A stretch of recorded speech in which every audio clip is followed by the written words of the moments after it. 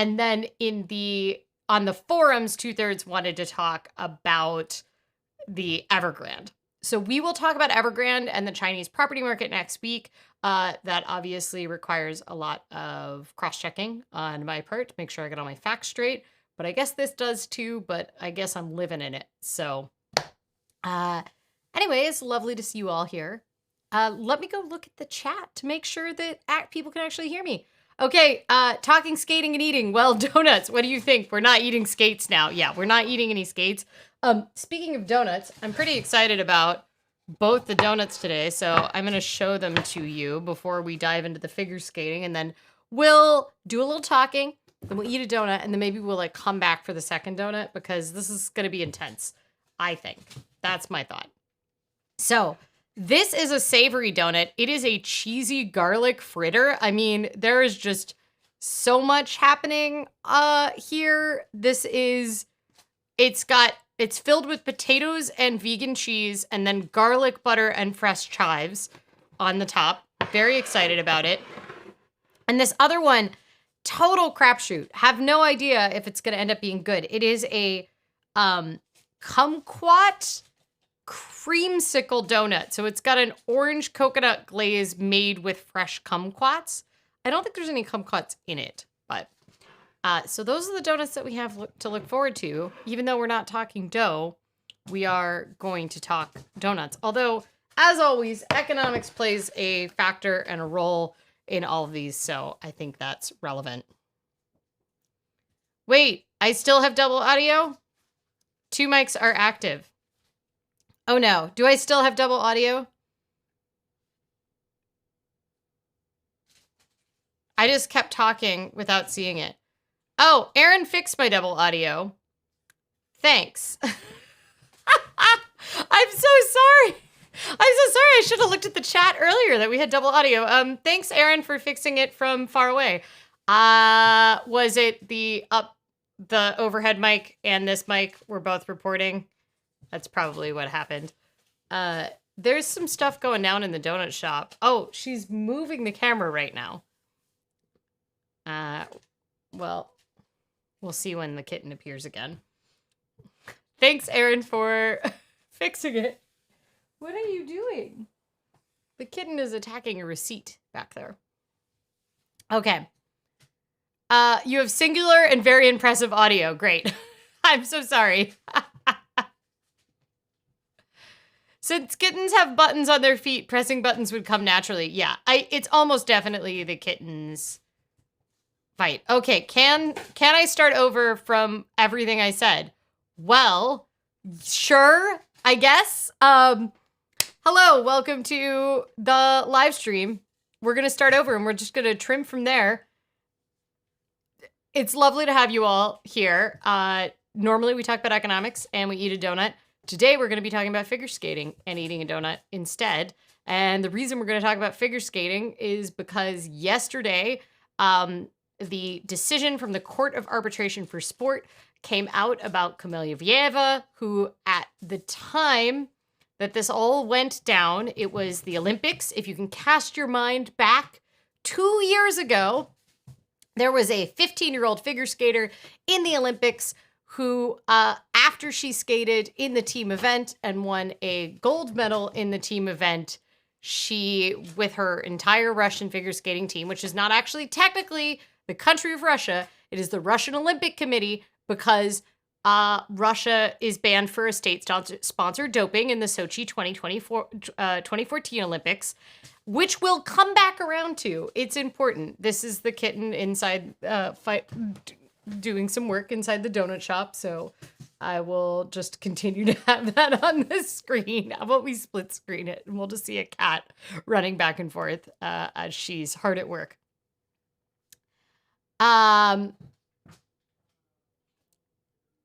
So camera mic was on for some reason, which is weird because we never turn it on. I know probably why.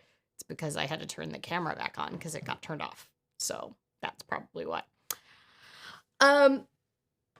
So where were we at? So the 2 years later, a decision has finally been made in Kamila Valieva's case for a positive doping test.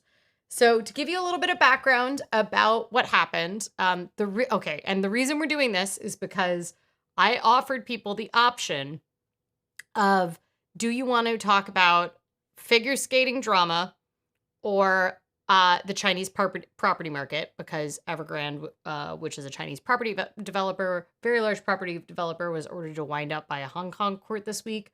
We've talked about this on previous live streams. I offered people an option in a poll on the YouTube community tab and on my Oh My Dollar forums. And the Oh My Dollar forums overwhelmingly voted for Chinese property market implosion. And the YouTube channel, community channel tab poll overwhelmingly voted for YouTube drama, or for figure skating drama on YouTube. So we're going to do the figure skating drama this week. There were more total votes on the YouTube poll than there were on the forum poll. So I decided it would probably be fair to do that. And then next week, we'll talk about the Chinese property market. Now that you've been caught up, by the way, we are in subscriber only mode. We are in subscriber only mode right now. And the reason we are in subscriber only mode is because because this does tend to attract a lot of bots when we talk about figure skating drama. I just saw that we had a super chat come in, an order for Machka and Kugel's Donut Shop. Newbold 1 got a tax break toffee twist donut. And a catnip capital crunch. Thank you for the super chat, Newbold 1. I'm sure Machka and Kugel will really enjoy the donut. If you look on the screen, you can see that your order is actually on the physical screen at the donut shop. However, once again, these kittens are not very good at manning their shop, so. All right, now that we've gotten that out of the way, let's go to talking about some of the history of what is going on and why I don't necessarily entirely agree with the decision. So, how much history do people want? Because there's a lot of history here. I think probably the best place to start is the 2014 Sochi Olympics. And I know that starting 10 years ago seems like a lot, but it also took 2 years for the Court of Arbitration for Sport to make a decision about one thing. So, really, it's just fair. So why are we starting with the 2014 Sochi Olympics? Well, Russia was hosting the Sochi Olympics. It was very important to them that they do well, that they show off at their own home Olympics, that they were going to do fantastic. It was also notably Winter Olympics, where Russia tends to do, and previously the USSR used to do quite well during the Winter Olympics. They're good at getting medals. This is Machka, by the way. She has no opinions on figure skating. She has been watching U.S. Nationals with me this week, though. Her main opinion is she likes the skaters when they move on the screen. Okay, there we go. Machka, you're supposed to be working in your donut shop right now. You're only required to work in the donut shop 1 hour a week, and yet you still don't show up for work on time. So, Sochi Olympics went off successfully. Russia, lots of Russian athletes got medals. They did very well. In fact, I think they did the best they'd ever done as far as the medal count as a country in Russia.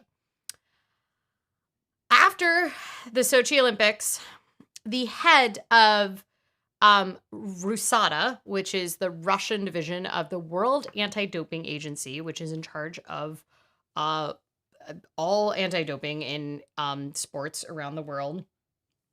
So the World Anti-Doping Agency head for Russia kind of got caught up in this very strange political back and forth scandal. He ended up fleeing to the United States due to actually a documentary that was being filmed that originally had nothing to do with the Russian doping program. It is called Icarus, and the original, and I highly recommend watching it. I think you can still find it on YouTube or on Netflix. the whole original premise of the Icarus documentary was that this filmmaker was an amateur cyclist, and he just always wondered how Lance Armstrong had gotten away with all of this doping without ever having a positive test, without ever getting caught. And he wanted to see, as an amateur cyclist, if he could design a doping program for himself with performance-enhancing drugs. And the kitten, by the way, is right in front of my monitor. At any point, she's going to knock everything down. So he wanted to see, as an athlete, that was the premise for this documentary, is he's like, I want to see if I can improve my performance using performance-enhancing drugs and still test negative on doping control. How did they do it? And he got hooked up with, when he started working on this documentary, he got hooked up with the head of one of the RUSADA agencies.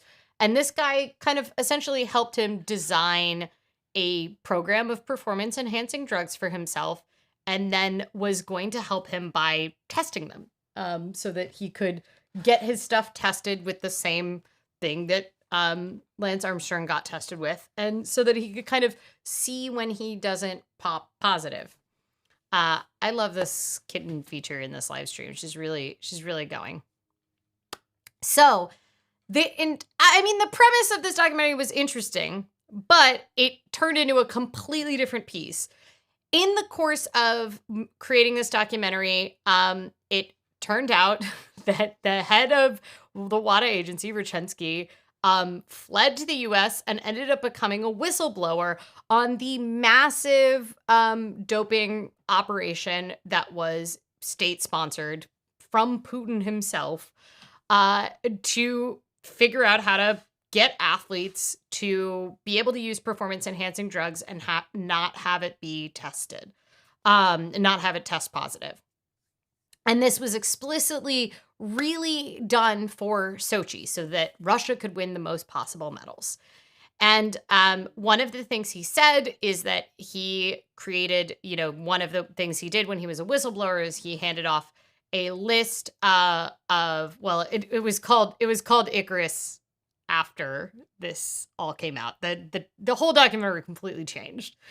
It ended up being entirely about this whistleblower, who's now, I will note, in witness protection. Like, he gave up his whole life in Russia. And the whistle that was blown essentially said that there was this operation where, so when athletes give a sample, they'll give an A sample and a B sample, and those will both be like locked and ready, and you give the sample under, guidance and whatever. And the reason that there's two samples is if one of them pops positive, you can request as an athlete that the B sample be tested in case it was a false positive. And, they're both sealed separately. So essentially what the Russian anti-doping agency's massive plan was that they had athletes, they invested resources at their WADA labs in Russia to figure out how to open the tamper-proof seals without getting noted, and then deposit clean samples into the B sample of athletes. And these athletes were on a list that came directly from the Kremlin itself. And there were about 70 athletes that were, on the list that Rodchenko provided when he whistle blew. And it turned out all of these had slight scratches on them from the tamper-proof seal. They essentially went through a secret hole in the wall and then got put back in, and so that the B sample would be correct. And the reason this would work is because if the A sample popped positive, but then they go test the B sample and the B sample's negative, then these athletes wouldn't get a doping violation. One of the many ways that Rodchenko's testimony was cross-checked by this massive investigation that happened by WADA and the IOC, which is the International Olympic Committee, who puts on the Olympics. One of the things is that he produced this list of athletes, provided all sorts of materials, and then they went and inspected all of those athletes' samples, and they found the same scratches from the method that they used to be able to open the tamper-proof seals. So, this all to say, the consequences of the 2014 massive state-sponsored doping program that happened was that quite a lot of athletes lost their medals. But of the 70 or so that through the Court of Arbitration for Sport had their medals taken away from them, they hired these fancy Swiss law firms that, go and argue, and the Court of Arbitration for Sport is in Switzerland as well. And about half those athletes were able to argue their way into keeping those medals. And that's all bought and paid for by the Russian state. So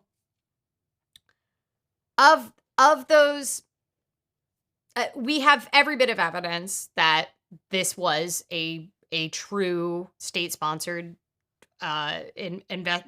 doping regime. And because of that, RASADA, which is the Russian arm of the World Anti-Doping Agency, is not allowed to conduct their own tests anymore. And they are not allowed to conduct their own tests because they have not proven to be trustworthy. So they have a couple different series of consequences. And one of those consequences was, if you can cast in your mind back to before the Ukrainian invasion by Russia, there used to be another reason why Russia was not allowed to compete in the Olympics under their own name. And the athletes went through like Olympic athlete from Russia, and then they were the Russian Olympic Committee in 2022. And this means that they were not allowed to officially have like the Russian anthem play. They weren't allowed to have the Russian flag. They just had like a flag of the Russian Olympic Committee, and they played Tchaikovsky, which is like also, I feel like that's almost a Russian anthem anyway. But that was part of their punishment. You don't get to compete as your country because you've been doping, and it was state-sponsored. This was not individual athletes. This rose all the way to the toppity-tippity-toppitiest levels. So that, I want to get you in the mindset. What you also need to remember is that the invasion of Ukraine, Crimea excluded, which had started a couple years ago, earlier, but the invasion of Ukraine happened after the Winter Olympics in 2022. It started happening during the Paralympic Games, which happened right after the Olympics. But now Russia is just entirely banned from all ice skating competitions. They are probably not going to, they're not going to be allowed at the next Olympics. We'll see. And that is a political statement made by the International Skating Union and a bunch of other governing bodies. So we're going to cast our mind to back before the war in Ukraine, which absolutely was timed to happen after the Olympics. Just to be clear, there was every bit of evidence. Like, they had already been amassing military troops on the border, which is one of the reasons that the American intelligence community kept being like, guys, we think you're going to get invaded anytime soon. But they had the date of the invasion wrong slightly by a couple days. But, we had satellite evidence that Russian troops were being amassed at the border. I'm getting off track here. All I'm going to say. So we're now in 2022. At the way that doping control works for athletes at these elite levels is that anybody who's on the podium will be assigned to go to doping. And then doping control also happens to just random athletes that get pulled for doping that might not be on the podium. And it's like a randomized pool. And then any athlete that's in the elite pools, so in figure skating in the US, this would be on Team USA, which means you represent the US Figure Skating Federation. It's called USFSA. You represent the USFSA at international competitions that they send you to. So any athletes that are in that pool, in those envelopes, they will then be randomly tested as well throughout the course of the season. And this is like a very big part of life for athletes at the elite levels. You are used to it. It is something that you have to do. There are certain substances you can have out of competition season, but you can't have in competition season. There's things that are banned substances not because they're performance enhancing, but because they are masking agents. So diuretics are commonly banned because they will help you flush any kind of performance enhancing drugs out of your body faster.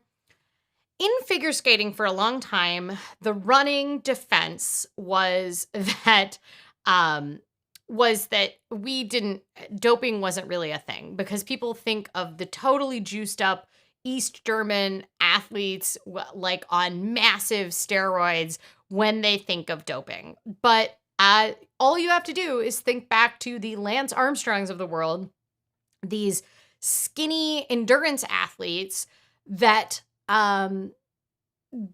there is doping has come a lot farther. We have certain kinds of blood doping where you can do oxygenated blood.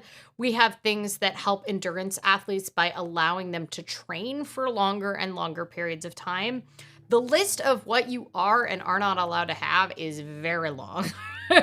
um, and if you need certain kinds of drugs for a medical reason and not for a performance enhancing reason, you get what's called a therapeutic use authorization.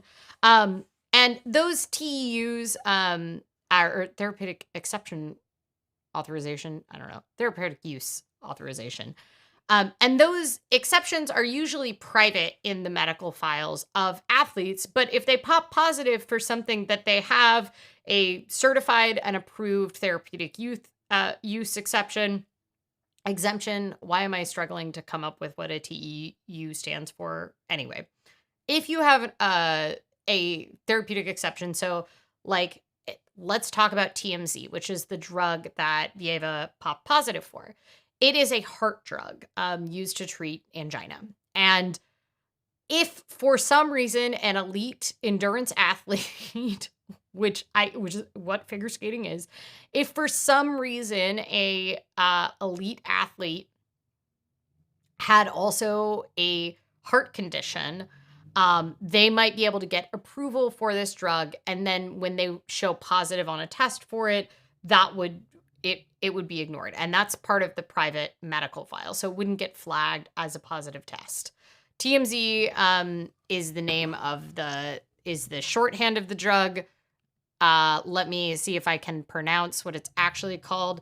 It's temozoloimide. Temozoloimide. Sorry, TMZ. We're going to call it TMZ because I can't pronounce that. Someone needs to write me and pronounce it for it. So if you would get a therapeutic exception. One thing that did happen was likely in a particular attack by Russia, in part of leaks, a lot of athletes' documents were leaked. And so a lot of athletes that had these therapeutic exemptions for certain drugs were leaked. Notably, a lot of the ones that were leaked were particularly for Black female athletes, which has a whiff of racism in it. So one of the commonly kind of cited ones, I'm just doing this to give you the full context of kind of the doping environment. Commonly cited ones is Simone Biles, has ADHD, and so she had a use authorization for taking Adderall. And she's since stopped taking Adderall, but a common refrain was like, oh, did she bob up at the Olympics because she was in Japan, a country where it's not legal to bring in Adderall? But this is kind of what you need to know. It is stressful as an elite athlete, especially one that is traveling internationally and doing competitions all the time. If you get sick in another country, you don't want to go to a doctor and possibly get prescribed something that you shouldn't get prescribed. You could get a cough medication that has a banned substance in it. There was a figure skater in the United States who was like suspended from competition for ages because like I think total almost 18 months because she had popped positive for this substance and they could not figure out where it was possibly coming from, and in the end they tracked it down to her shampoo. And so this is one of those things where it is very much a heavy factor in these athletes' lives. That being said, no 15-year-old, in my opinion, is going out and figuring out the right combination of heart medications to take in order to get a slight edge in endurance during training, which is essentially what happened with Camila Valieva. So, let's talk about how these athletes train in Russia, because I believe it adds some context to this entire case. In the Russian system, you will be put in from a very young age, and all of that is paid for by the state. You'll be in a state-sponsored academy where you'll be in group lessons with the coaches. You'll all train in an environment. You will go to school at the same academy where you're training. You will spend 12 to 14 hours a day in this training environment with all of your teammates.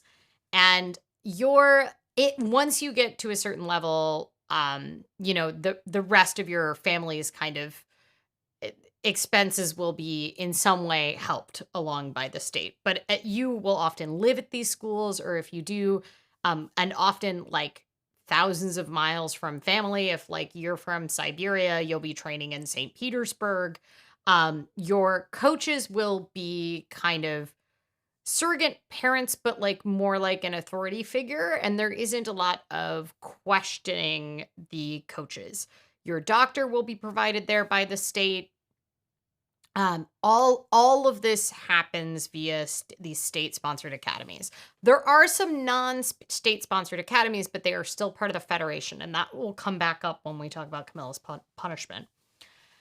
So the part of the academy that that Kamila Valieva trained at is Team Tuporitsa, which is Eteri Tuporitsa, ISU Coach of the Year, multiple years running, a Russian figure skating coach that has had extreme luck at producing young Russian figure skating champions, and female. She has not had luck training male athletes, and that is likely because of the particular techniques that she's had success with getting these young athletes to be able to jump. Men and women, generally develop at a different rate. And so her training methods in particular rely on these girls to be extremely thin. She controls everything that they eat as far as their limits. They get weighed multiple times a day. The current Olympic champion, Anna Sherbakova, who trained at the same academy with Team Tuporitsa, has said recently in interviews that she weighed 92 pounds when she was Olympic champion, which 42 kilograms if you're not American.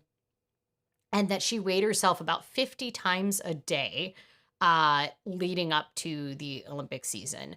And one of the reasons why they're kept so thin has to do with the jumping technique to get quads, but it also has to do with calorie suppression in order to put off puberty.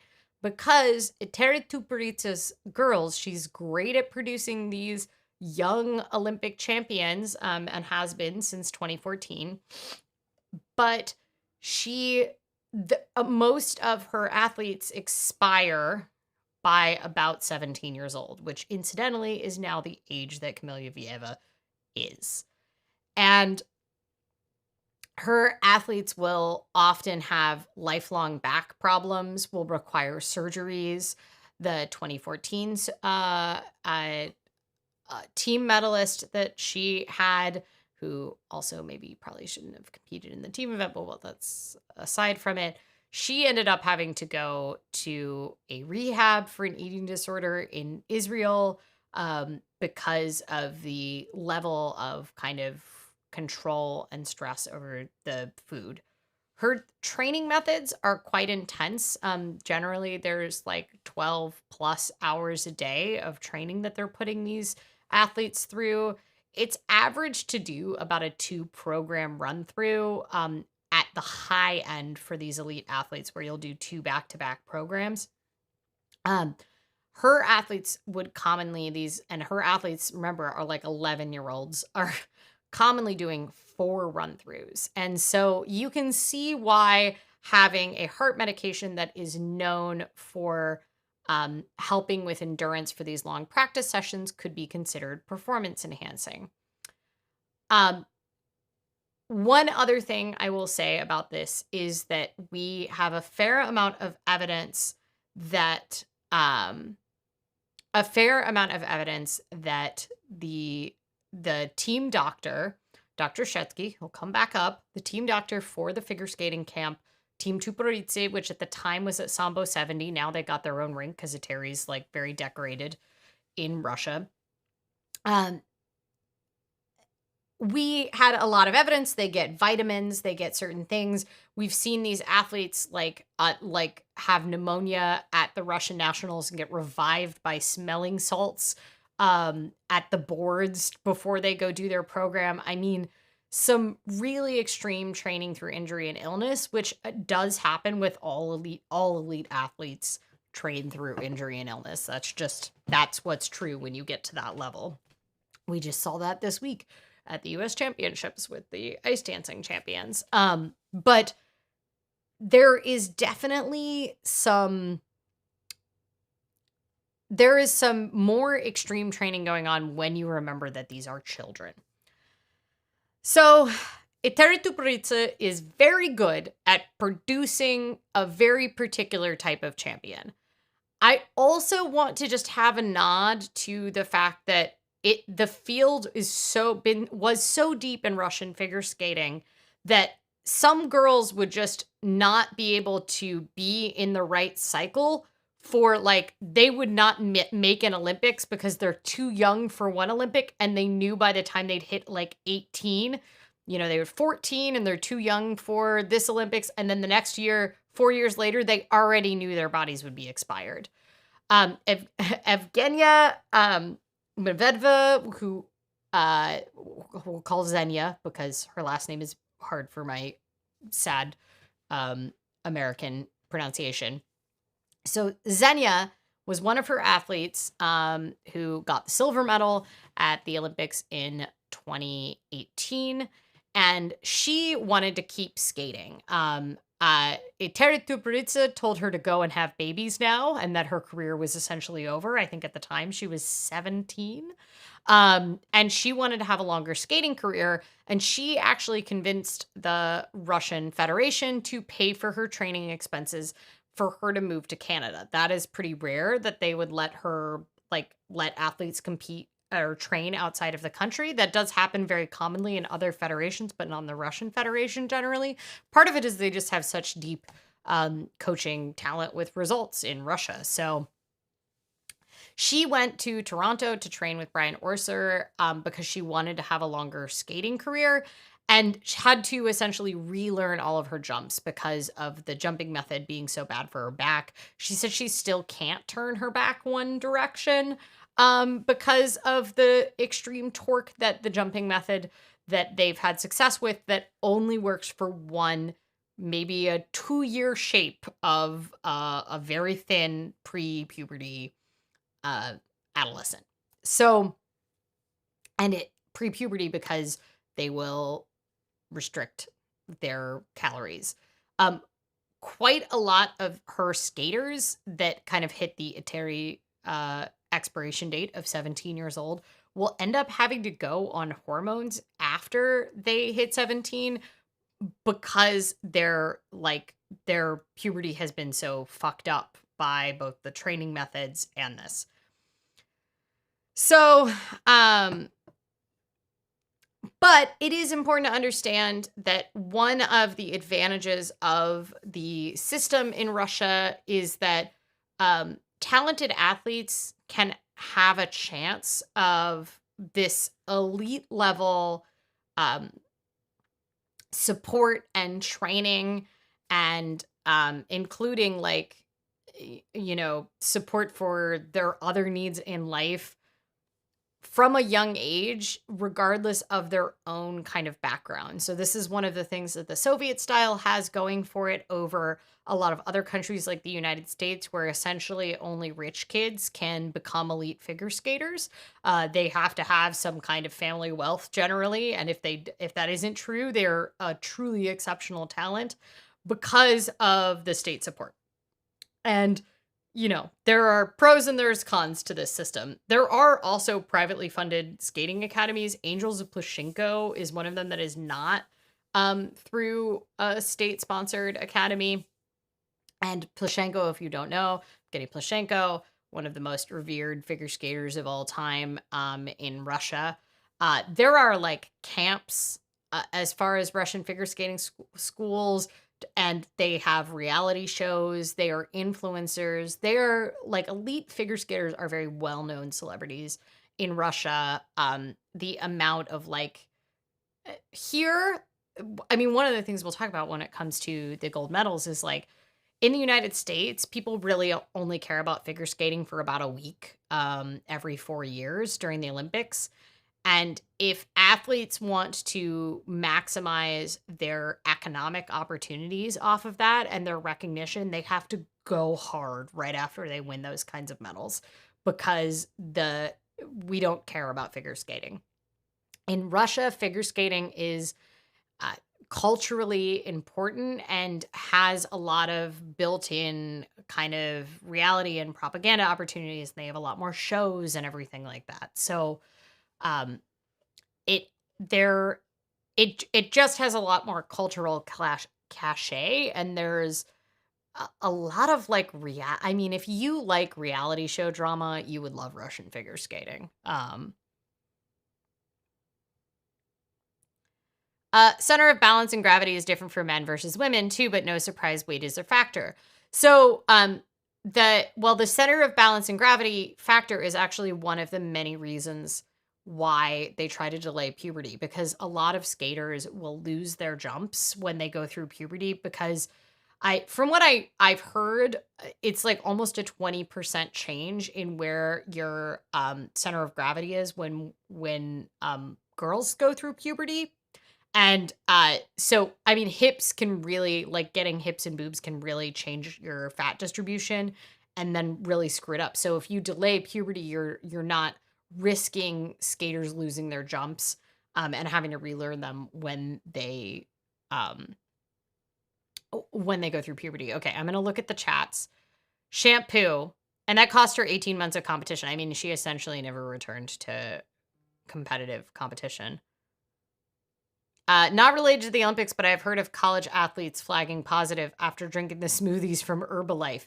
Yeah, I mean, that's the thing. There's a lot of things that can, there's, I gotta pronounce her here too. There's a lot of things that, there's a lot more things that are banned substances or flagged substances than they're not just all anabolic steroids. Temozolomide. Yeah, we're not going to say that again.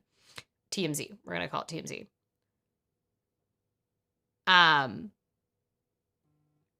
So this is one of the common things. Skaters are like dancers, so why would they dope? For endurance training, for flexibility. It's skating it's anaerobic, but it's still endurance. And because of that, and you also need a very specific, since it is a skill-based sport, where it's got a lot of skills that require a lot of repetition, if you have something that allows you to do more repetition to get the skills and extend that ability,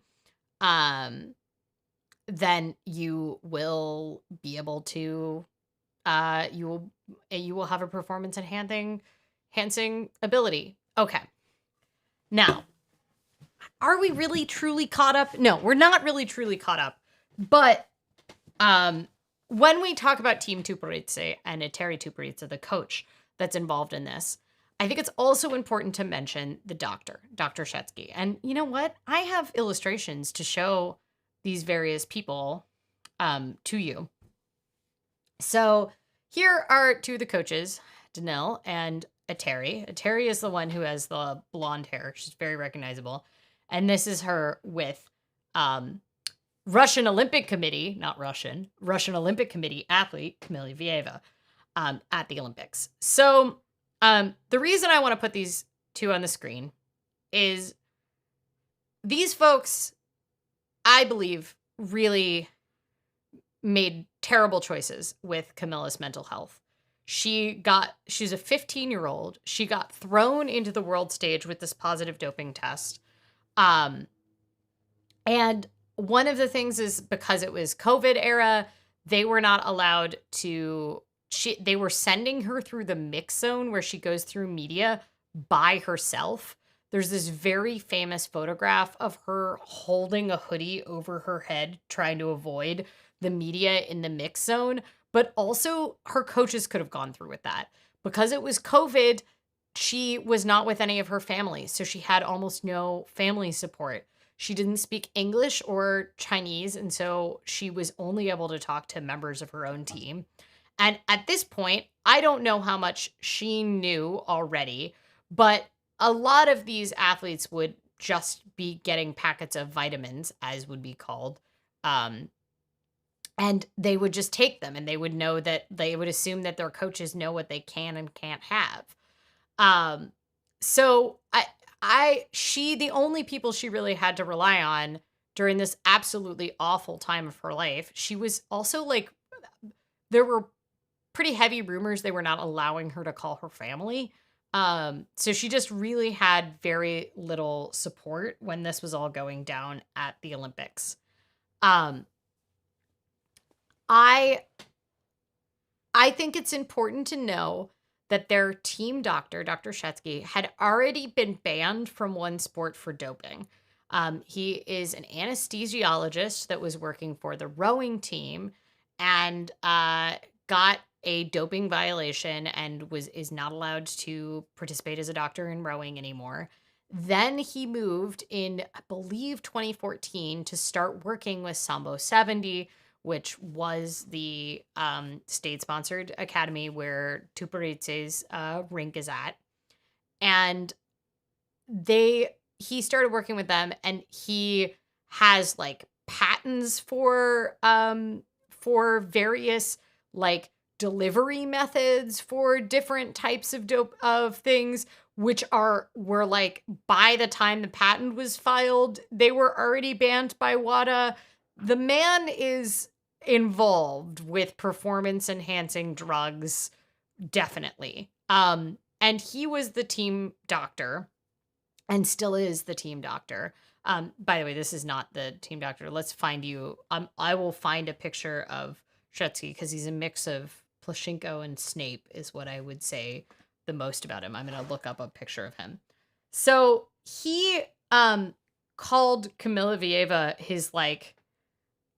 his final work, right? So quite often when these athletes will end up in the Russian system when they're really young at like 3 or 4, they will look at various like genetic factors. They'll look at the parents and the heights of the parents and all sorts of things about their bones and how they're expected to grow to kind of analyze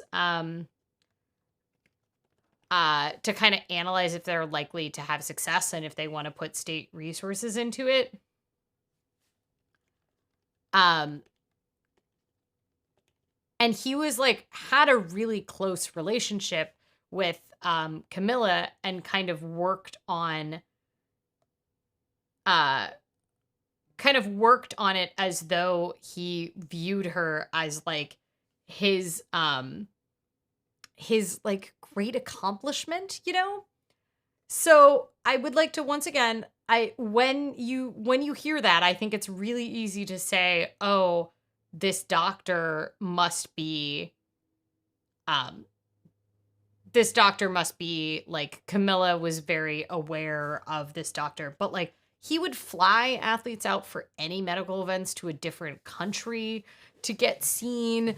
They would get he's sketchy McSketcherstein. Here we go.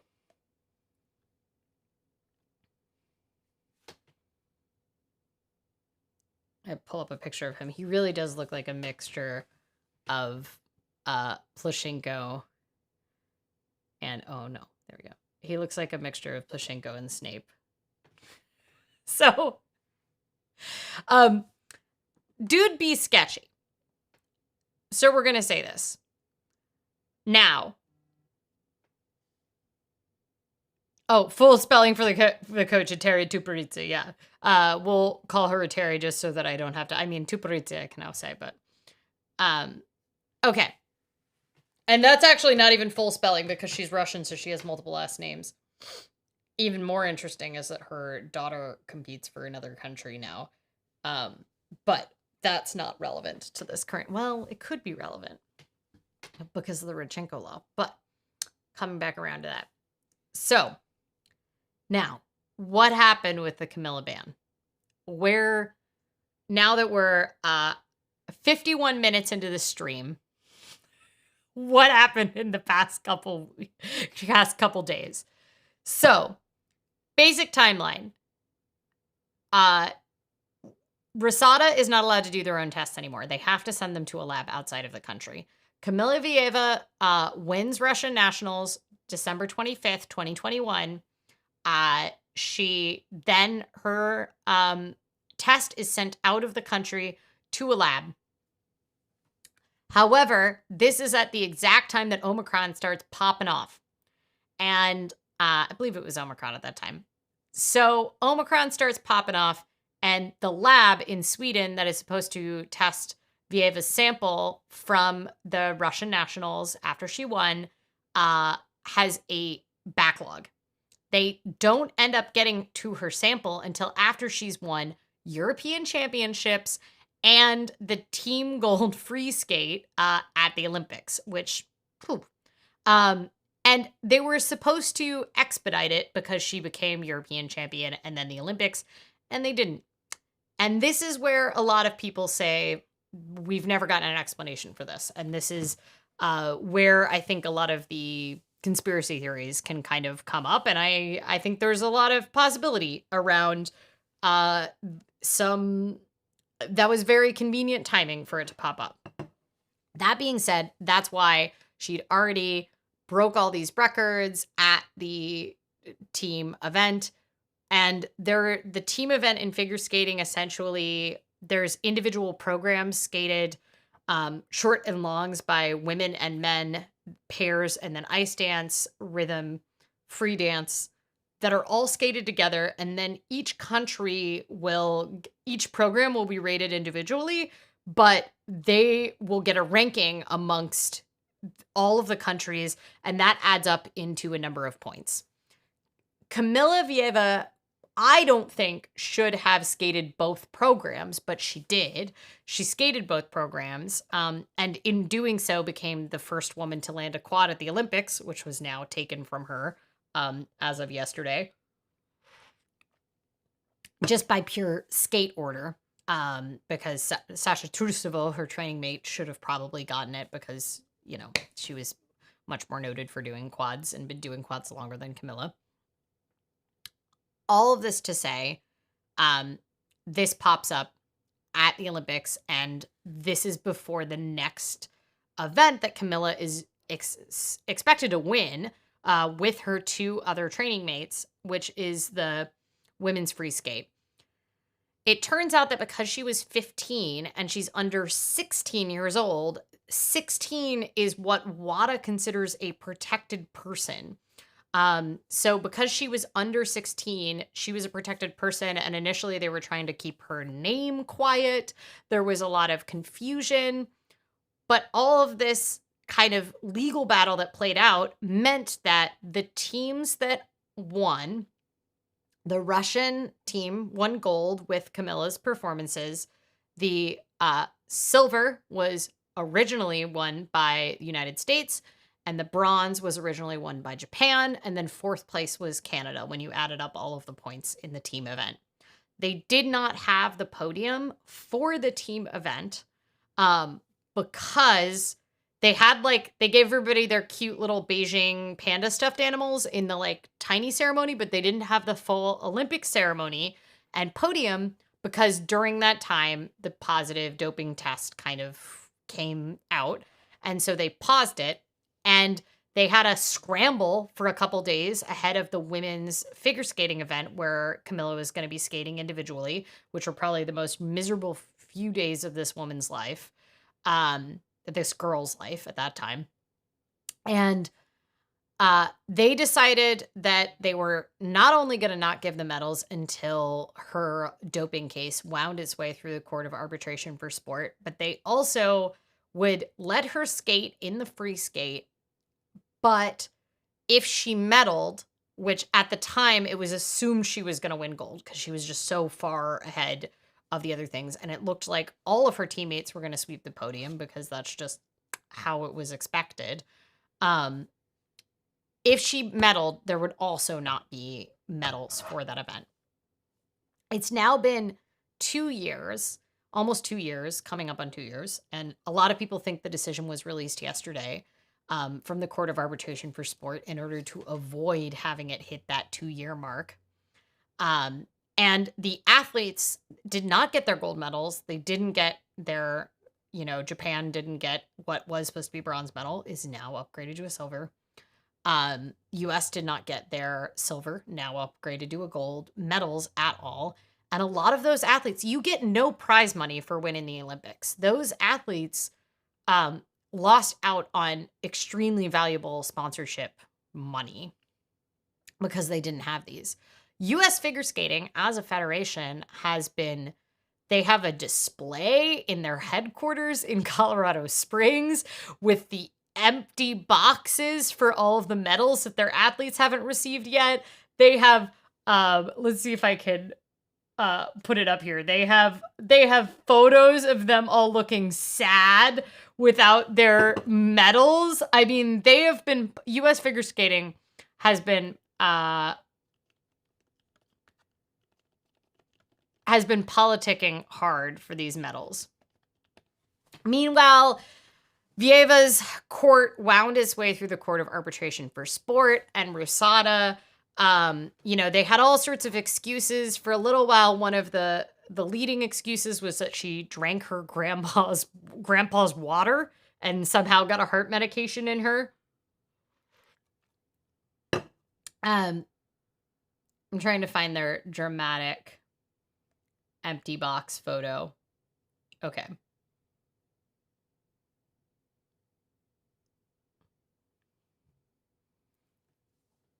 What is also, I would also note, is that Vincent Zhao, the one of the American athletes right there, he competed in this team event and would have won a medal, and then he ended up testing positive for COVID and not being allowed to compete in the men's event. So this was his only shot. He had generally kind of a really crap Olympics experience. But yes, this is their display, and they took this we are sad with our empty little box. I mean, it's really something. So the politicking has been hard from the US figure skating. And but it kind of was generally thought that Camila, among the Western media, everybody said Camila is a 15-year-old. We obviously need to talk about the adults around her. A 15-year-old is not out there trying to find a heart medication to replace the banned meldonium that Iteri has already admitted that she was using in training before it got banned by WADA. That's TMZ is thought to be a replacement for meldonium, which they were using in training before it got banned. There was just a lot of people were like, hello, she's obviously this is obviously, um,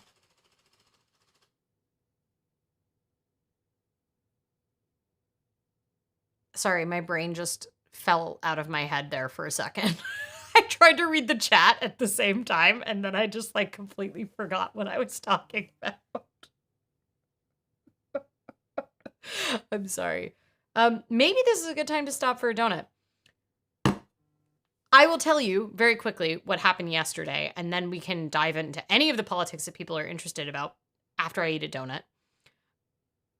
So, what happened yesterday was that after almost 2 years in the court, they came out with what the punishment for Kamila was, which was what was theoretically holding up the medals, blah, blah, blah, blah. They did not release the full decision. They released the summary of the decision, which is interesting. At some point, we're going to get it, but it sounds like they want to keep some things secret.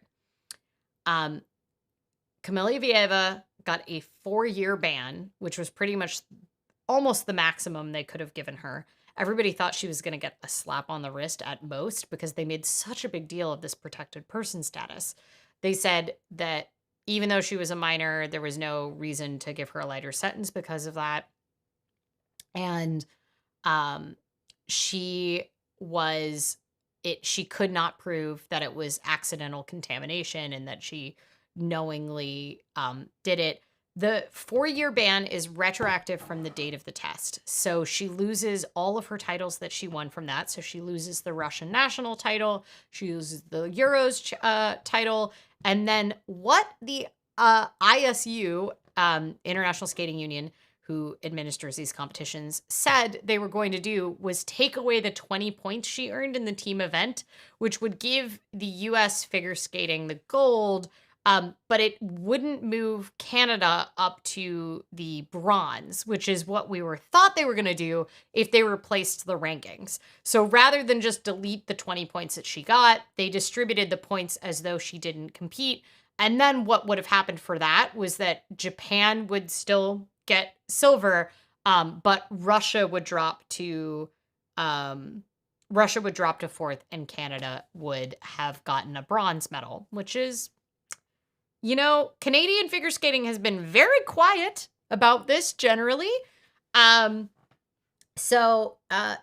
and they've got a lot of problems going up at Skate Canada right now, as evidenced by their disaster of a nationals that they had a couple weeks ago. And very serious allegations against one of their top stars that they're just kind of like not doing much about. Because it happened under a different jurisdiction, they claim, but they're like not doing very much about it at all. I'm getting off track here again. All of this to say, the 4-year ban is complete on figure skating for Kamila. She cannot train in any state-sponsored facility. She cannot coach. She cannot be in any of these ice shows that are affiliated with the federation. She cannot compete at the Russian Grand Prix. She cannot train as a member of a figure skating club, a federation in so even the not state sponsored one, like Angels of Plashenko, is still affiliated with the Russian Skating Federation, and she has a total and complete ban for 4 years. No figure skater could go she's 17 now. She could not go 2 years without training. And still be in it. So they've effectively destroyed her career. She has been really held up as this political hero in Russia, and they kind of hold it as there were big banners for her. She went and, met Putin along with her coach, Terry Tuperidze, has gotten the Freedom Medal there, which is essentially a lifetime. You get lifetime health insurance and all sorts of things.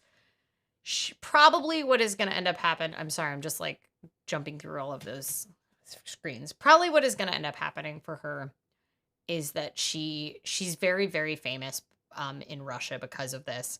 She's probably going to end up having to go the influencer route and just not be able to skate. But I'm worried. We've seen this already with a young Russian-born skater who represented um, who represented Australia, Katya, who ended up killing herself when she couldn't be part of the sport anymore. There's really poor mental health support for these athletes, and who is she going to trust at this point?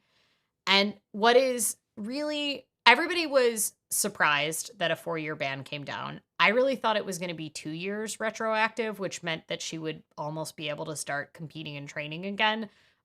She hasn't been able to compete outside of Russia anyway since March 2022, doping aside, because Russia has been banned from international competitions. So they've been having their own internal competitions. What is frustrating to me and many other people in the international community is this is a child who is being held as a scapegoat.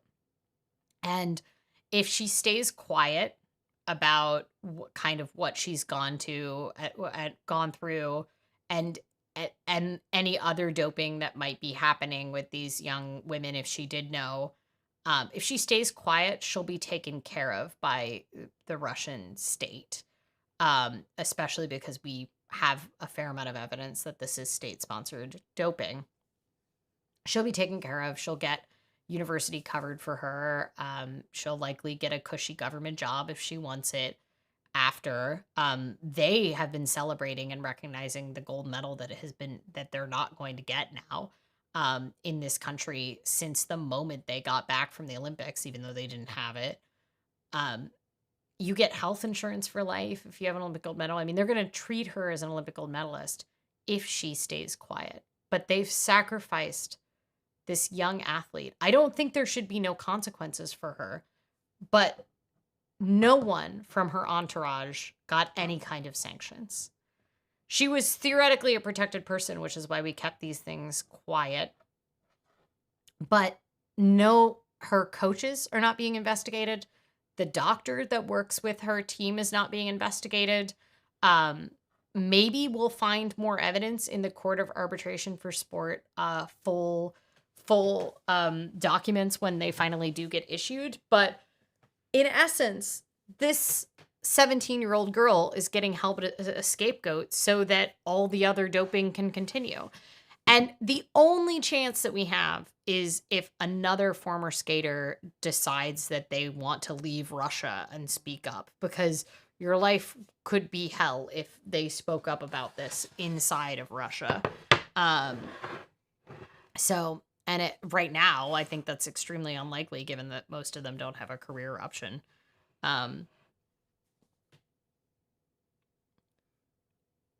Plushenko's son is not a skater. Well, one of Plushenko's son is a skater. Wait, who was robbed in women's? I would like to. Are we talking about Evgenia? Doreen says, so happy Xenia was there for her. Yeah, so Xenia, who was the skater that I mentioned that left Team Tuporitze to train with Brian Orser and retrain her back, she ended up kind of being going back to Russia and becoming a sports commentator, kind of influencer celebrity. And so she was part of the Russian broadcasting when she was at the Olympics. And so she was there as support for Kamila. In Japan, figure skating is more closely followed too, I think. Yeah, I mean, I think that's a lot of that has to do with Yuzuru Hanyu. But to the point where Yuzuru Hanyu got divorced after 3 months from his spouse because his spouse was getting so stalked by media and press and everything. And by divorcing, I guess they were more safe. But it is more followed, but I will also say Japan has done zero politicking, even though they had a silver medal to gain. The U.S. has been loud and has been putting in the work, and Japan and China have been pretty quiet. So scary for these kids mortgaging their futures. I mean, if you love skating and you have a chance to do it and possibly provide for your family, I can see why you would want to do it. I mean, yeah. Time for some blood sugar. I love the sass. Yeah, the U.S. figure skating sass or my sass, because U.S. figure skating sass is a lot. All right, let's do it. It's time. This is Talking Dough and Eating Donuts. We're talking currently doping and eating donuts.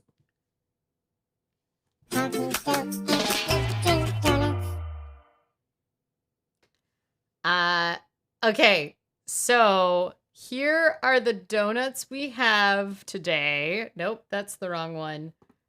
Here are the donuts we have today. So this is the savory one, and it's a cheesy potato fritter. And then this one is a kumquat creamsicle. Maybe we'll eat both of them. We're gonna start with this one, the savory one, because I'll convince myself it's dinner.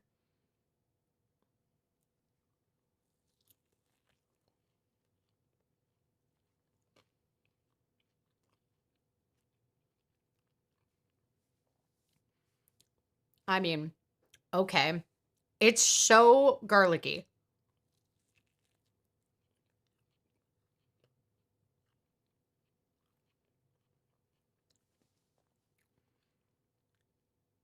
Okay, the potato is like kind of like a mashed situation.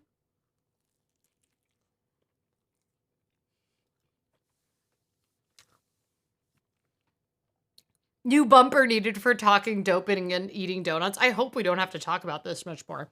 So it's got like vegan cheese and then also this potatoes in it.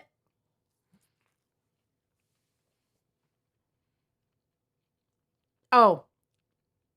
Therine says, I didn't even know Yuzuru was married. So Yuzuru Hanyu got married. And he published an Instagram post about the fact that he got married. But it was like mostly thanking his fans for supporting him.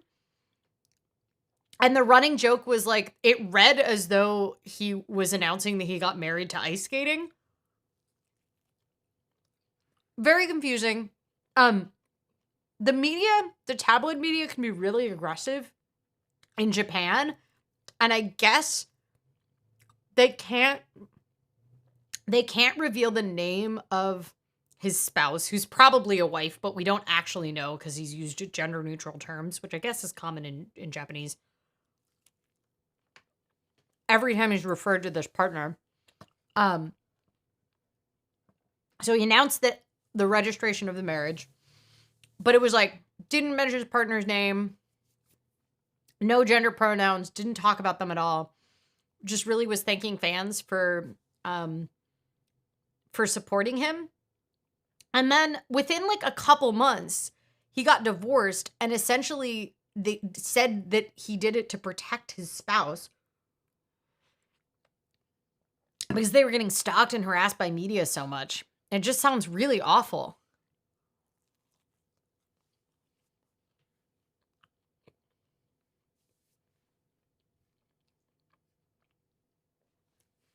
This is really good. I think it would be better if it was heated up.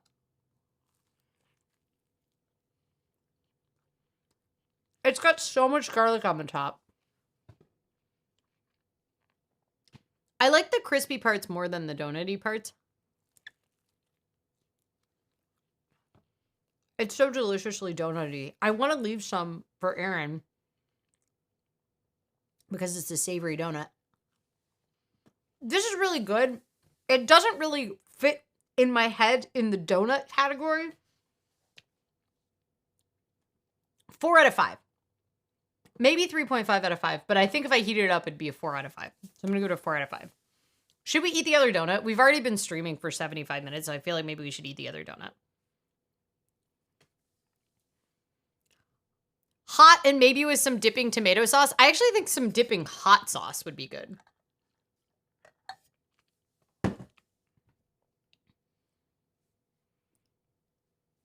Oh, Doreen says Camila was robbed in the women's too. I think they tried to arrange it so Camila would not podium so the others can still have their medals. I do think that is possibly true. I also think she probably had the hardest week of her 15-year-old life, and kind of flailing and giving up was entirely possible. Okay, Here's the kumquat creamsicle one. I'll put it on the upper screen for you for a second. Yeah, I mean, look at this thing. So it's got coconut and real kumquat flavor. It's been ages since I've had a kumquat, so.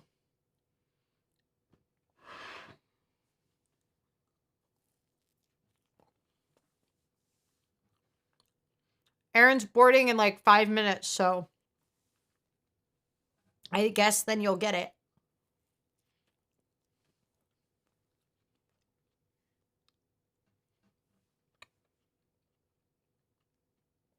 I mean, it tastes like a kumquat. It really does. I'm not getting as much of the coconut. I wonder if that's the white part. Apparently it's made with real kumquats, which I guess makes sense. I don't know if you can even get kumquat flavoring.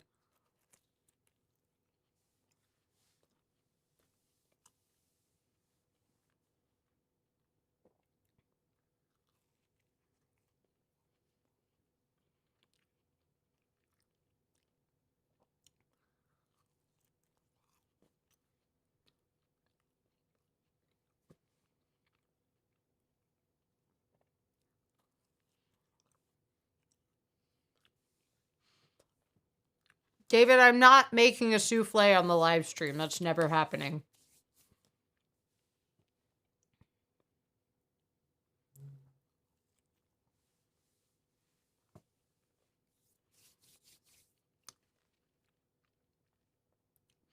I like this, but I wouldn't say it's anything special except that it's kumquat flavored, and that's unusual.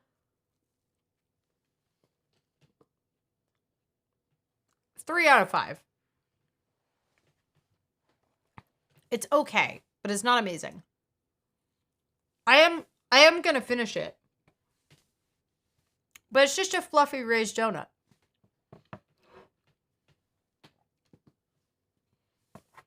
Okay, we do have to fill in our little donut log.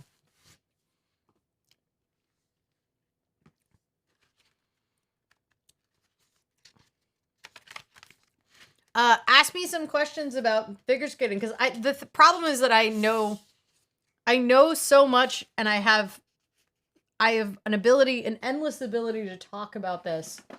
So I kind of want to know what questions you have or what is interesting as far as, like, I don't know, maybe the safety of the skaters, or why. So I think this is a little too harsh, only because they haven't investigated her entourage. I think what they're trying to do is, in addition to making her a sacrificial lamb or a scapegoat, whichever one you want to call it, I think they are also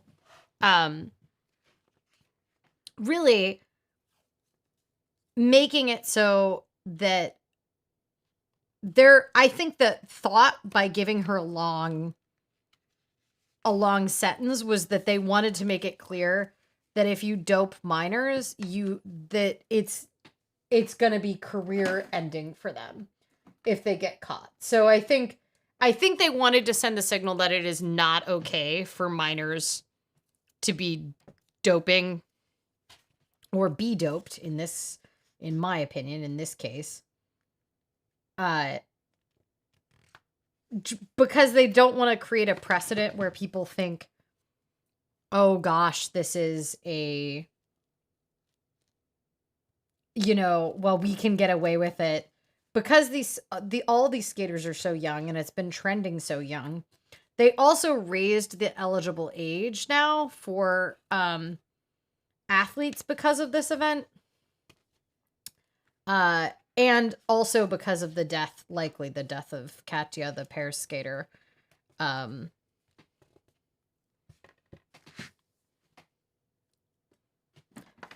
So there was a lot of calls for her entourage to be investigated by a lot of people in the skating world. And then that seemingly, like, kind of disappeared with this.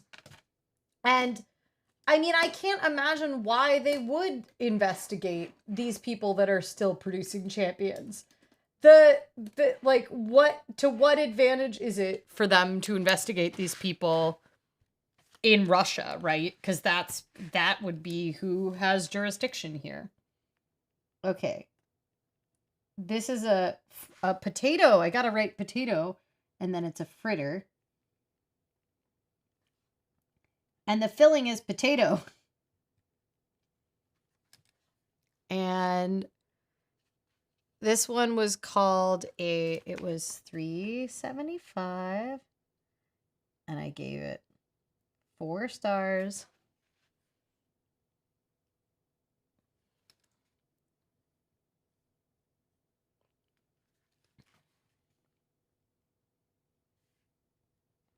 Cheesy potato fritter.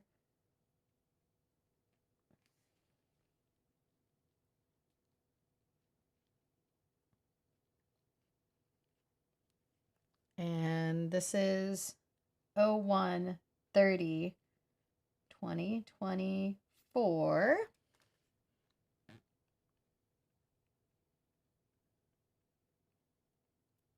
Dough.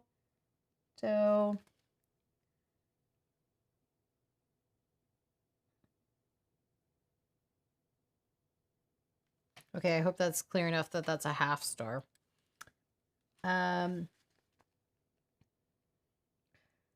There's one donut that I'm not gonna get a try because of the snow week. It was a lemon buttermilk bar, but I do think I've had it before. So this one was a kumquat creamsicle. And it was a raised donut. And it didn't have any filling. Okay. Cheese and garlic and potatoes and fresh chives. And this is orange coconut glaze, fresh kumquats.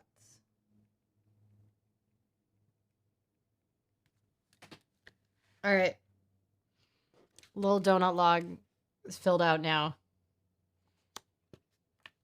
We're gonna make short work of this, y'all.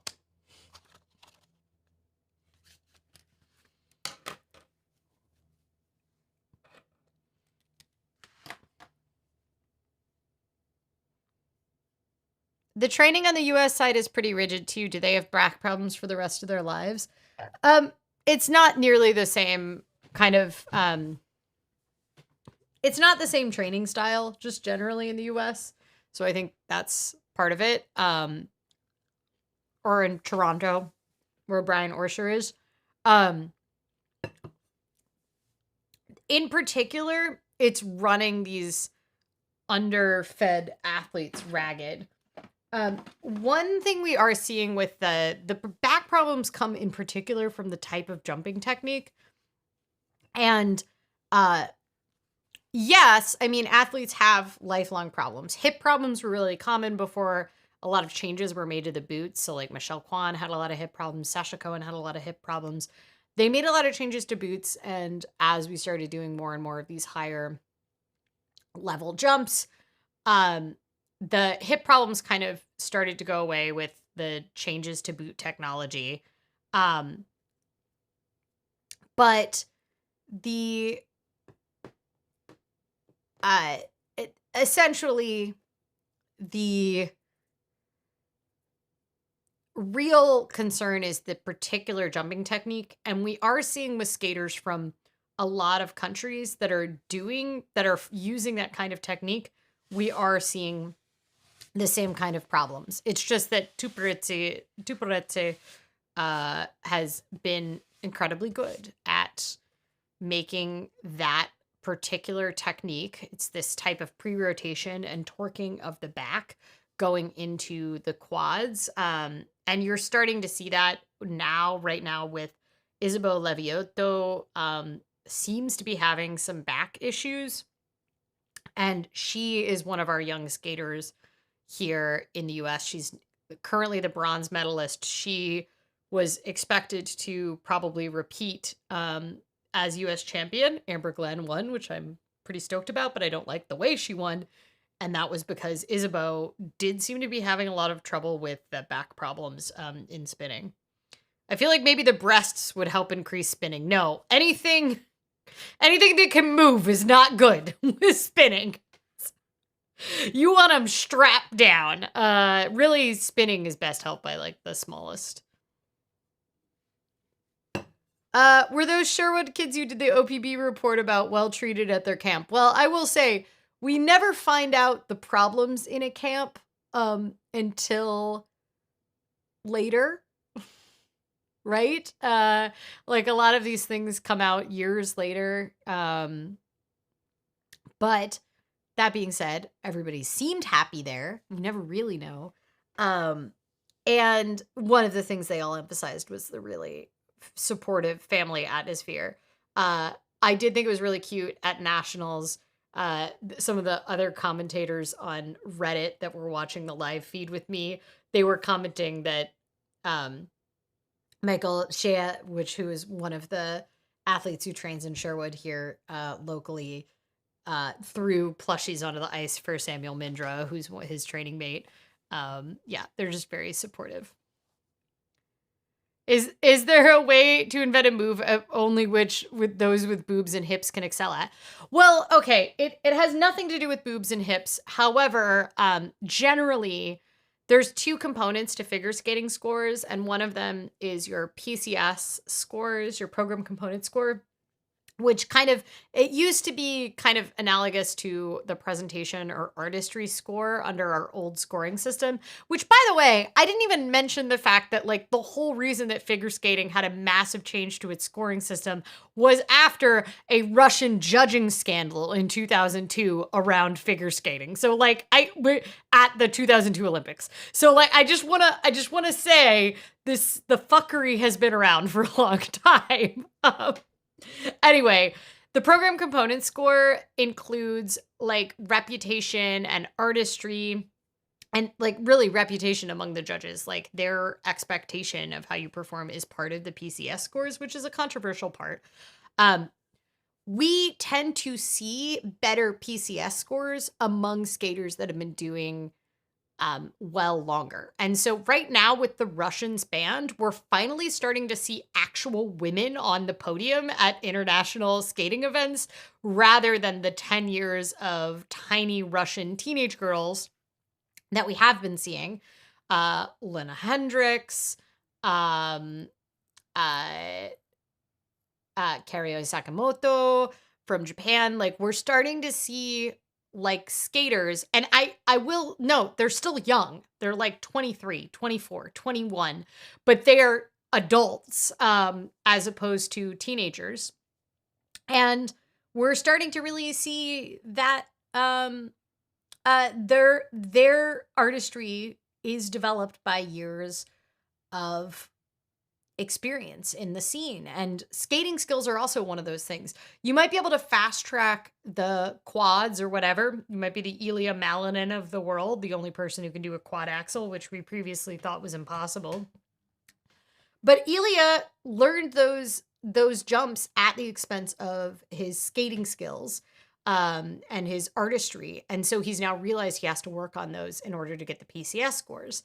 But one of the long bandied about things in the world of competitive skating was the idea that there was an Iteri bonus, which was that you would see her athletes get PCS scores that would not be commiserate necessarily with their skating skills levels.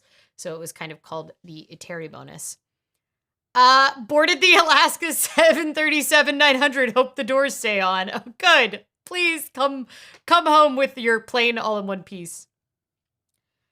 Do they get the twisties? Well, so as far as I understand it, not being a gymnast, the twisties is where you lose your orientation in space when you're doing backflips. We don't call it the twisties in figure skating. We do get dizzy. Teenagers tend to get less dizzy. You do get dizzy, but you just kind of train through it, and you get a lot less dizzy than someone who doesn't train like that all the time would get. I never got dizzy as a kid. And then when I came back after 16 years off, I had all the muscle memory to spin really fast, but my brain was like, this is wrong. We should not be spinning this fast. We are in danger. What are you doing? And so I do still get quite dizzy. When I first came back, I would get so nauseous. I would like do a layback spin, which is a spin where you're like upside down like this. And I would spin, and then I would run off the ice over the trash can, and I would just be like, ugh. But I don't get that nauseous anymore. I just get dizzy. So in dance, athletes will do what's called spotting, which is where you'll choose an object on the wall. When you pirouette, and you'll whip your head around to come back to that spot over and over, and that'll prevent getting dizzy in pirouettes. We can't spot in figure skating because of how fast we spin. It just wouldn't be possible. So instead, what we do is we let everything blur around us. And like when you look at the eyeballs of skaters after they spin, our little pupils will be doing like this. It's kind of interesting. Just remember, they cleared them. Well, they cleared them last time too. Small boobs and short height might help with spinning better.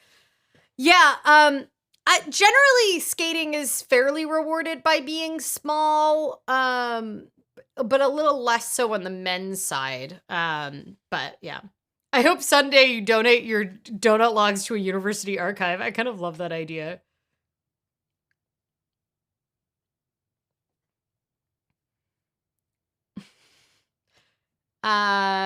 Anybody have any other questions? Sounds like the same kind of track for Russian ballet dancers. Intense. I mean, that's true. That's true of all sports. In Russia, like any Russian system, training system, you'll be put through that. This is true for speed skating. This is true for anybody that shows like athletic prowess. You'll kind of be tracked through the state system for it. It isn't really possible to do training in the way that we do it in the United States and become an elite athlete. You really do have to go through the state system in Russia. I mean, I'm sure someone could try to prove it wrong, but like all the resources are funneled into the state systems. But on the flip side, you don't have to pay for training like on an individual basis. Here, families bear all the burden of the training. With the men's side, I think it's a sheer force they put into their jumps. Well, men do all the same jumps as women now. Women do the triple axels and the quads, except the quad axel, which literally only one person in the world can do. And the force is the same. From what I understand, when you land a quad jump, it's equal to about 10 times your weight on your knee. So anything involving lots of repetitions with that level of force will be really hard on your body. Figure skating's very hard on your body. I'm not going to like pretend that it isn't hard on your body. So, but yeah, you don't see as many back injuries just because, boys tend to peak later in skating. They tend to, because they hit puberty later, and then they tend to like start to come up in the ranks after, like when they're 18, 19, 20, after the point at which a lot of these little Russian prodigy lady skaters are already done. So I don't think this is the right decision. I also think it's ridiculous that Canada is not pushing harder and that Russia, the rest of the Russian team, is going to get a bronze medal because they are not, they're allocating the points wrong. They're not even following their own protocol as far as anybody understands. There was a lot of thought that the harsh kind of penalty for Kamila was going to be accepted by the Russian Federation and not fought because their number one goal is to be able to get back into international skating competitions, which they are banned for right now, not for doping violations, but for the war. Um, and so there was kind of a thought that they would, like, this was their offer up of like saying, hey, we're punishing this athlete, and we're giving her a real punishment as opposed to a slap on the wrist. I'm genuinely gutted for this girl who, since she was 4 years old, this is the only thing she's done. She's lost a lot of her world records. She only gets to keep the records from before her positive doping test, and because her career was so short, because she'd only been like age eligible for seniors for like the second. So she lost a lot of her records. She's losing her gold medal at the Olympics. It's just a real shame to see this happen to a child and not see any of the adults around her have the consequences. And I sincerely doubt that there's going to be any mental health services offered to her. I mean, they weren't even letting her talk to her parents when this was all going down in Beijing. So it just makes me sad. It makes me sad. How about ask me any questions that you have, and I'll try to answer them. But we've already been streaming for 90 minutes. We've eaten 2 donuts. I feel like it's probably a good stopping point. How about you tell me what you are looking forward to this week? And if there's anything you would really desperately like to know about China's property market and how it factors into China's current recession that you want me to answer next week, that usually it takes a lot of prep for one of those shows, so I'm happy to talk about it down here. It is just so sad. It's so sad because nothing is going to change. This comes from the top. I don't even believe that it's just this one coach. There is no evidence to suggest that Camila was the only one doping. It's very likely that if this was doping provided by her academy, which I think is likely, it wasn't only her that was getting it. The other athletes might not know that they were getting it, or they might know. We've seen some other athletes leave the camps and get in trouble for saying that there was doping going on at Team Tuparica. Like athletes that then ended up skating for other countries because they got ran out of the country for saying things about what was going on at Sambo 70. So we've seen other skaters report that they saw skaters taking vitamin packs at competitions from the Russian team. It's what I personally, this is entirely my personal opinion, what I suspect probably happened was that they were on some kind of regimen that was able to be tapered to avoid popping positive on tests ahead of competitions and things like that.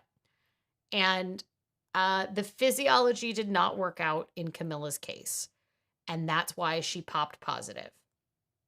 I think that a lot of the Russian team had COVID because they had COVID right before Russian nationals. Like one of them was having smelling salts because she had pneumonia from having COVID at nationals and was still skating. But I think it's possible that Camila's metabolism was off, and that's why the math ended up not mathing out, and then she tested positive. And I would have trouble believing that in this treadmill of an institution where there's 10 other incredibly talented teenage girls in this figure skating academy waiting to replace you at any given time, that one of them was the only one doping. I just have trouble believing that.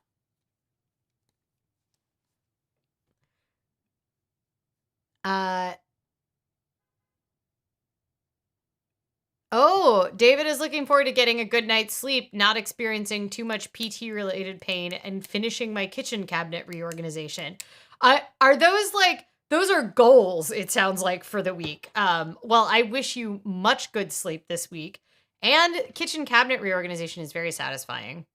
I think I may have mentioned it on the stream before, but if you like kind of body doubling and while you're doing organization or cleaning projects, having someone else that's doing it in the background on, I guess if you're watching the stream, you probably like having things on in the background.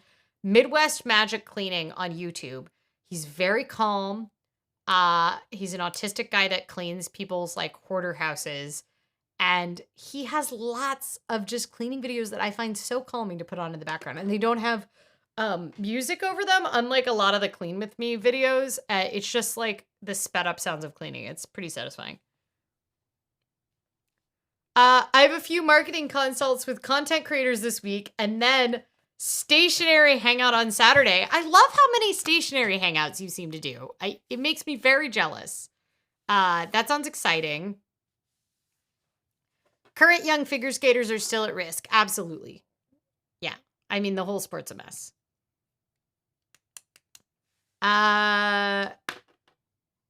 Where did the kittens go? The kittens are on the couch. I could do a little bit of cat cam here. Let's do some cat cam.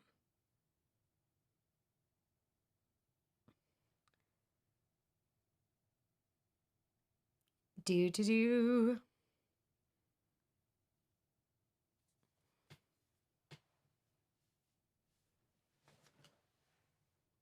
The thing is, though, you need to not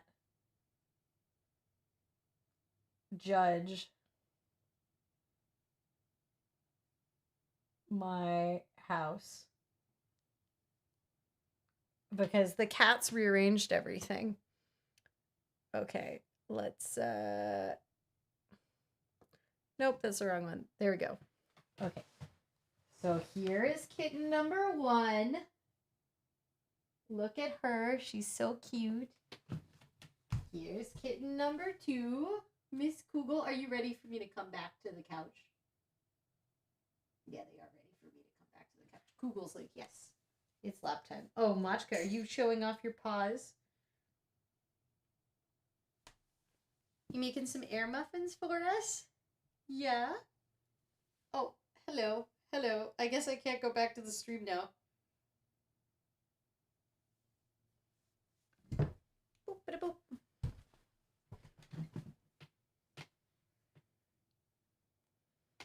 Yeah.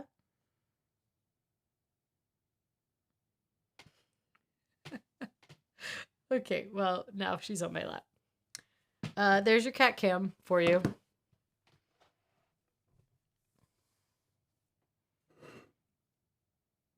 We do it twice a month. I'm so jealous.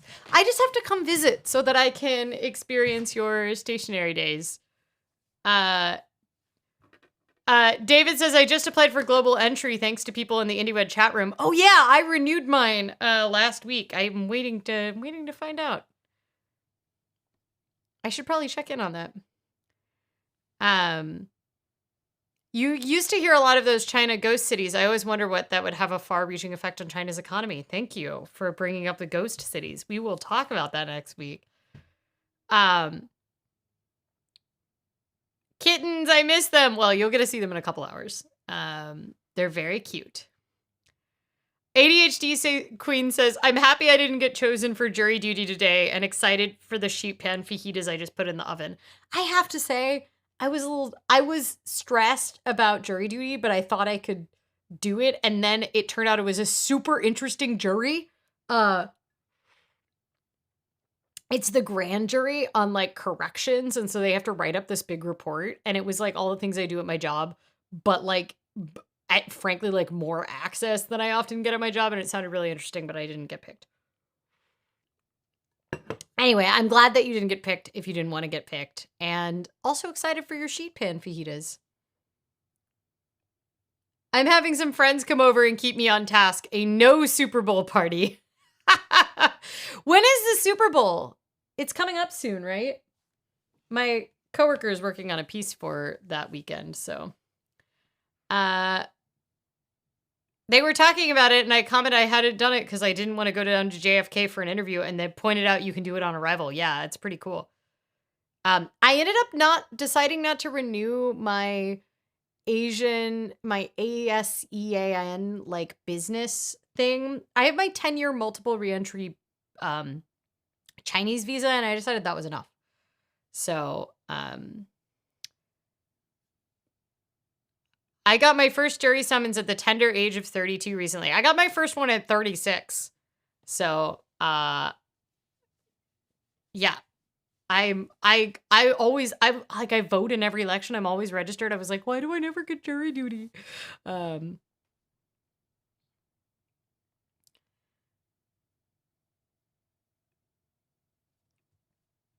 look at this kitten. Look at this kitten. She's very helpful. Very helpful. I'm looking forward to finishing the setup of my drum kit and then playing it some more. Nice. That sounds fun. Well, thank you all for joining me for this live stream where I talk about my special interest. And I don't have anything to say to you all. I don't have any solutions to this problem. I don't know if I can recommend my sport right now. I feel like it's got problems. But you know what? So does football, and everybody's about to watch a lot of football in the United States. Oh my gosh, look at this kitten. She's so excited. I'm being herded away from the live stream by this kitten who really wants to participate. By the way, I tried to do the right there. I tried to make this like a streaming amount of colors. Oh, are we going to the donut shop? Oh no, she's walked away from the donut shop. I tried to make this like a streaming amount of the Russian Olympic Committee colors, but it didn't really come through. It looks more green, and that looks more orange than red. Oh well. Anyway, thank you all for joining me. It's been lovely to have you here. Stop in on the Oh My Dollar forums throughout the week if you want. I think we're maybe gonna have a couple new people coming in from some of the Pay It Forward workshops I've been teaching, because some of them expressed interest. And if you want to get notified about live streams, I send out now to everyone, whether or not they are a paying member. Anybody that's signed up on the Personal Finance Society, which is our Patreon, will get notifications when the live stream comes out, which I think helps because you can't trust YouTube. And I think you can trust Patreon like a little more. And again, if you support, it supports all of the workshops I do at local community organizations. So if you are interested, you can also become a Personal Finance Society member, but you can also just sign up for the notifications for free. Okay, what are we doing? What are we doing here, Machka?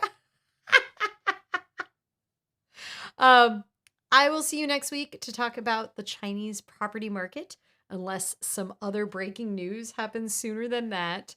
Until then, stay safe, enjoy your sheet pan fajitas and your exciting drum sets and your global entry and all of these, and you're not jury duty, all of these lovely things, stationary parties. Enjoy this all this week. Stay safe, stay hydrated, pet a cat if you have one available, and I will see you all soon. Bye.